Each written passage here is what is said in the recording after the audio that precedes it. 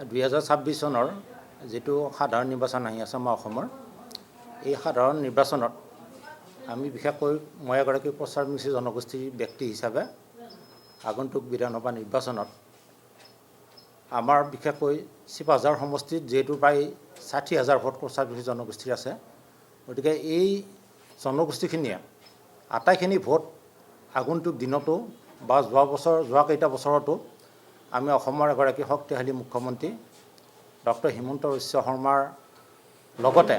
এই বিজেপি দললৈ পূৰ্ণ সমৰ্থন আগবঢ়াই আহিছে আৰু যোৱাটো লোকসভা নিৰ্বাচনতো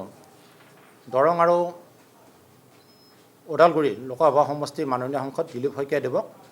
এই জনগোষ্ঠীটো বিশেষকৈ প্ৰচাৰমুখী জনগোষ্ঠীৰ চিপাঝাৰ সমষ্টিৰ ৰাইজে প্ৰায় 99% ভোট তেখেতক প্ৰদান কৰিছে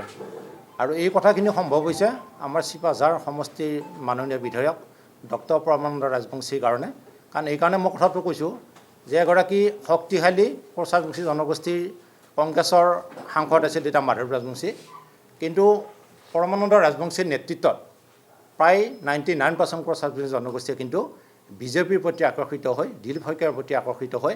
ডক্টৰ হিমন্ত বিশ্ব শৰ্মাৰ প্ৰতি আকৰ্ষিত হৈ সেই দলৰ প্ৰতি বা সেই ব্যক্তিৰ প্ৰতি সমৰ্থন আগবঢ়াইছিল যাৰ কাৰণে প্ৰায় 70,000তকৈ অধিক ভোটত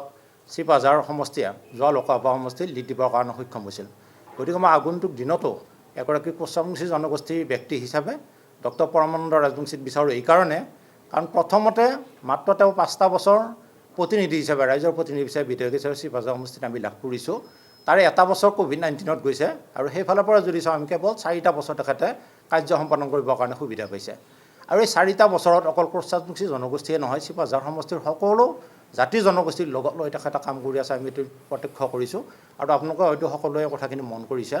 জাতি জনগোষ্ঠী সম্প্ৰদায় সকলোকে আগত লৈ নিস্বাৰ্থভাৱে তেখেতে দিনে নিশাই দলৰ প্ৰতি বা সমষ্টিটোৰ প্ৰতি সেৱা আগবঢ়াই আহিছে গতিকে আমি পুনৰবাৰ তেখেতক এই কাৰ্যকালত আমি বিধায়ক হিচাপে পোৱাটো বিচাৰোঁ আৰু আমি আশা ৰাখিছোঁ যে তেখেতৰ নেতৃত্বত পুনৰ আগন্তুক 5 বছৰত আমাৰ চিপাঝাৰ সমষ্টিয়ে অসমৰ ভিতৰত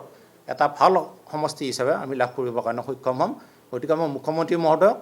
আৰু আমাৰ সাংসদ তথা ভাৰতীয় জনতা পাৰ্টীৰ ৰাজ্যিক সভাপতি দিলীপ শইকীয়াদেৱক মই এই বিষয়ে অনুৰোধ জনাব বিচাৰোঁ যে আগন্তুক দিনত ডক্টৰ পৰমানন্দ ৰাজবংশীক এই বিধায়ক হিচাপে দলীয় টিকট প্ৰদান কৰি পুনৰ 5 বছৰ এই সমষ্টিত সেৱা কৰিবৰ কাৰণে সুবিধা লাভ কৰিব এই অনুৰোধটো আমি আমাৰ ফালৰ পৰা জনাইছোঁ যেহেতু আমাৰ 2026 চনৰ বিধানসভাৰ নিৰ্বাচন আহি আছে আৰু সেই বিধানসভা নিৰ্বাচনত আমি যিটো প্ৰাৰ্থীকেন্দ্ৰিক এখন ওপৰত যুদ্ধ চলি আছে সেই যুদ্ধৰ প্ৰতি আমি লক্ষ্য ৰাখি আপোনালোকক অৱগত কৰিব বিচাৰিছোঁ যিহেতু আমাৰ চিপাঝাৰ সমষ্টিটো